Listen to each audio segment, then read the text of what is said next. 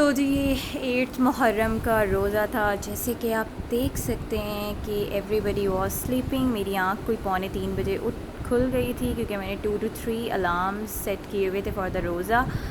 सो जैसे कि brown families में सब लोग एक ही रूम में जी सो रहे होते हैं, तो you can see everybody was sleeping. तो मैं चुप करके बस उठी क्योंकि मैंने अकेली ने रोज़ा रखना था, तो मुझे सहरी भी अपनी खुद बनाना थी। तो यहाँ पे जिस टाइप की भी रोटी, मेरी रोटी को जज मत कीजिएगा, मैंने रोटी बनाई और साथ में ये कड़ी हमने रात में बनाई हुई थी, कड़ी पकौड़ा, वो बस मैंने जो है वो गरम किया और साथ में शेक था वो मैंने पी लिया। फिर थोड़ा सा वक्त था तो मैंने सोचा यार तहज्जुद पढ़ लेते हैं, अभी 10 to 15 मिनट्स बाकी थे फजर की नमाज़ में, तो मैंने फिर जो है वो तहज्जुद के कुछ नवाफिल जो है वो अदा कर लिए थे अल्हम्दुलिल्लाह। और फिर जी मैं सो गई और जब मैं उठी तो इट वाज ऑलमोस्ट 10:30 AM। मेरे पास ना बेसन ख़त्म हो चुका था, जैसे कि मैं हज़ार बार बता चुकी हूँ कि मानसून सीजन्स में मैं कभी भी फ़ेस वॉशेज़ यूज़ नहीं करती, आई ऑलवेज़ यूज़ बेसन और लेमन। बट यहाँ पर जो है ना मेरे पास बेसन ख़त्म हो गया था, तो मेरे पास जौ का आटा पड़ा हुआ था, तो जौ का आटा भी स्किन के लिए और स्किन वाइटनिंग के लिए काफ़ी ज़्यादा अच्छा होता है, तो मैंने इस वजह से जो है वो वही यूज़ कर लिया। तो मैं फिर लेमन का काफ़ी यूज़ करती हूँ to keep my skin oil free, क्योंकि जितना ज़्यादा ऑयल आता है मानसून्स में उतनी ही एक्नी आती है। दो कि I don't have any acne prawn skin, लेकिन उसके बावजूद भी कभी कभी नोज़ के किसी कॉर्नर पे कहीं ऐसे पेनफुल सा कुछ पिंपल सा आ ही जाता है, तो I just don't take risk. और हज़ार बार अपनी वीडियोज़ में बता चुकी हूँ, अब भी नहीं समझ आता तो देख लें कि लीमू का जो छिलका है उसके अंदर मैंने ये थोड़ा सा जो है वो बेसन या आटा लगा लेती हूँ और उससे मैं अपने फेस को साफ़ कर लेती हूँ, इससे क्लिनजिंग एक्सफोलिएशन हो जाता है। कैसे हैं आप सब? I guess it seems like it's been ages. मैंने व्लॉग नहीं किया कराची से आके, मैंने बाकी व्लॉग नहीं किया था, और टुडे आई एम व्लॉगिंग पूरे after 1.5 month। It seems quite odd. और टुडे आई एम फास्टिंग अल्हम्दुलिल्लाह। इट्स 8 जुलाई 2022। ज़िलहज 8 ज़िलहज का रोज़ा मैंने रखा है, इंशाल्लाह कल भी रखूँगी, तो सोचा वाई नॉट टू व्लॉग। वैसे भी व्लॉग नहीं किया था, तो stay with me and keep watching the vlog. फिर सुबह उठ के जो है वो जो चिड़ियाघर बना होता है, एसी रूम्स, उनको अच्छे से साफ़ करना होता है। मतलब दिस इज़ माय ड्यूटी कि मैं उन रूम्स को अच्छे से जो है वो क्लीन कर लूँ, जहाँ जहाँ सब सोए हुए हैं चीज़ें वगैरह समेट लूँ।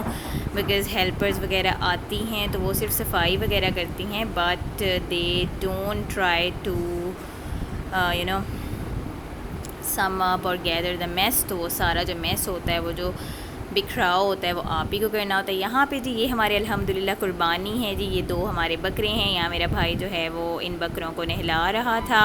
अल्लाह पाक जी सब की कुर्बानियाँ कबूल करे। कमेंट सेक्शन में ज़रूर बताइएगा कि आपने क्या कुर्बानी ली है, और यू लाइक बकरा या फिर गाय मोर। फिर आई थॉट कि जो है वो नहा लेते हैं, तो नहाने के लिए कोई मैंने नरम से कपड़े, बिल्कुल जैसे पोणे होते हैं ना वैसे कपड़े मैंने जो है वो चूज़ किए, ताकि जो है वो मैं नहा लूँ। बिकॉज़ रोज़े के साथ आपको पता है कि जो मर्ज़ी आप कर लें, एक नेचुरल सी होती है गर्मी अंदर आपकी बॉडी के, तो you need bath, only bath can sort the things out in रोज़ा। तो मैंने फिर यहाँ पे जो है वो अपने कपड़े ले लिए थे और फिर मैं नहाने चली गई। बाकी दिन भर जो है वो कोई इतनी स्पेसिफ़िक जो थी वो रूटीन नहीं रही थी, और ना ही मैंने कोई ख़ास एहतमाम किया अपनी अफ्तारी के लिए और सहरी के लिए। फिर यहाँ पर जो है वो खाना नहाने के बाद जो है हमारे कुछ बेतहाशा गेस्ट आए इस डे, तो इस वजह से टू बी ऑनेस्ट मैंने जितना ज़्यादा कंटेंट व्लॉग का शूट करने का सोचा हुआ था उतना ही आई कुडेंट। रोज़े के साथ भी I had to serve teas and cold drinks. और फिर नहाने के बाद मैं जो है मेरी डेली रूटीन है कि मैं लगा लेती हूँ सनस्क्रीन, और जो सनस्क्रीन है वो तो मैं इवन रात को भी लगा लेती हूँ। आजकल मेरी कोई स्पेसिफ़िक स्किन केयर नहीं चल रही, बिकॉज़ गर्मी इतनी है, ह्यूमिडिटी है, कुछ भी फेस पे टिकता नहीं है। तो I just try to keep my skin protected from sun, तो सन स्क्रीन लगा लेती हूँ। और चैप्ड लिप्स का इशू मुझे हमेशा से है, आइदर इट्स समर्स और इट्स विंटर्स, तो I just apply lip balm. और फिर उसके बाद जो है वो अभी ज़ोहर की नमाज़ में वक्त था, तो मैंने सोचा जी कि पहले हम थोड़ा सा कुरान पढ़ लेते हैं, बिकॉज़ फ्राइडे था, तो फ्राइडे को सूरह कहफ पढ़ना होती है।